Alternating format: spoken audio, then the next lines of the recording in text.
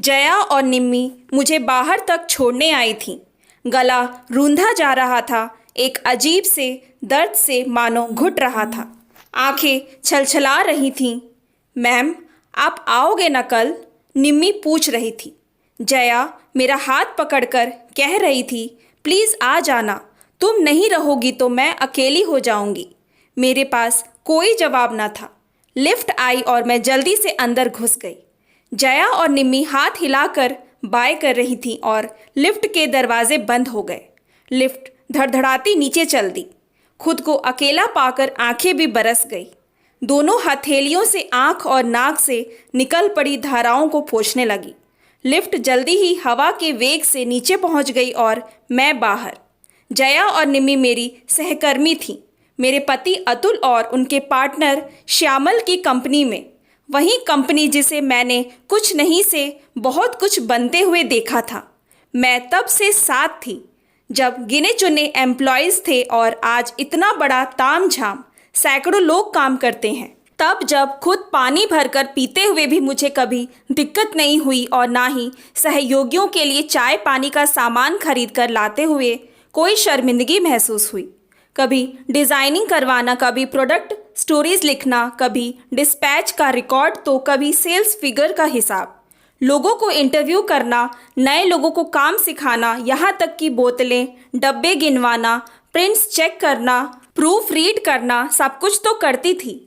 उसके ऊपर से अतुल की झंझलाहट सहना, उनके गुस्से का शिकार होना।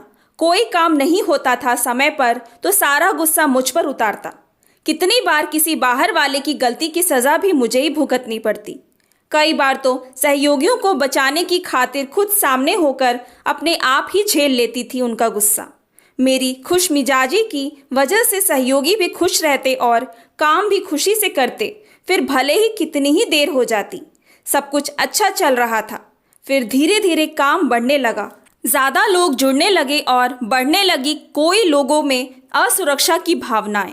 कल तक जो सारे काम मैं कर रही थी, 10 लोगों का काम कर रही थी, मेहनत कर रही थी, तब किसी को कोई भी परेशानी नहीं होती थी। लेकिन अब कुछ लोगों को आपत्ति होने लगी थी।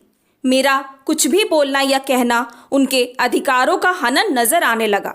एक सहकर्मी से अब मैं बॉस की बीवी बन गई थी। हद तो तब हो गई जब एक दिन मुझे अंदर बुलाया गया। अंदर श्यामल और अतुल दोनों ही थे। फिर एकदम से श्यामल शुरू हो गए, आपको ये करने की क्या ज़रूरत है, वो करने की क्या ज़रूरत है, और अंत में मुझे तरीके से मेरी हदें और अधिकार बता दिए गए। मुझे एक शब्द भी बोलने नहीं दिया गया। मैं अतुल की तरफ देख रही थी, मगर उन्होंने चुप्पी साध रखी थी। मेरी तरफ देखा भी नहीं और ना ही कुछ बोले, ना ही बॉस की तरह ना ही सहकर्मी की तरह। मैं चुपचाप उठी और बाहर आ गई। भोजन का समय था, सब लंच करने गए थे। कुछ ही लोग थे बाहर। मैंने अपना लैपटॉप बंद किया, अपना पर्स संभाला, सारे दराजों को बंद कर चाबी निम्मी को पकड़ा कर कहा कि अंदर बता देना मैं घर चली गई। शायद मेरी नज़रों ने बहुत कुछ बयान कर दिया था, इसीलिए निम्मी और जया परेशान हो उठी थीं और मेरे पीछे पीछे आ गई थी। मैं चलती ही जा रही थी और खुद से पूछ रही थी, क्या ये कंपनी मेरी नहीं थी? क्या इसको बनाने में मेरा कोई योगदान नहीं है?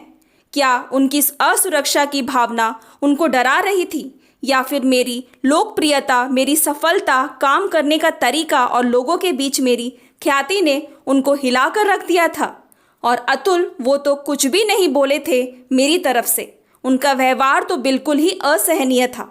क्या वे भी कुछ ऐसा ही सोचते हैं, या फिर इसीलिए कुछ नहीं बोले क्योंकि मैं उनकी पत्नी थी? अचानक मेरी तंद्रा टूटी।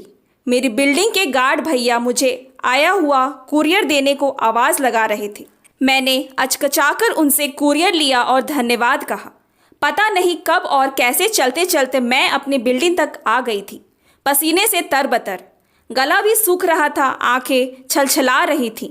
तभी सामने 2 मार्ग नजर आए, एक जो अतुल और श्यामल की ओर जाता था और दूसरा जो पता नहीं कहाँ ले जाने वाला था। तभी मैंने अपने लिए दूसरा रास्ता चुन लिया। मंजूर था मुझे नई राह पर अकेले चलना, नहीं मंजूर था मुझे बस बॉस की बीवी बनना। एक्सेस कार्ड से गेट खोला मैंने। सामने लिफ्ट खड़ी थी। आत्मविश्वास से भरे कदम मैंने अंदर रखे। नंबर दबाया, लिफ्ट धड़धड़ाती हुई ऊपर चल दी। Thanks for watching. Please like and subscribe my channel.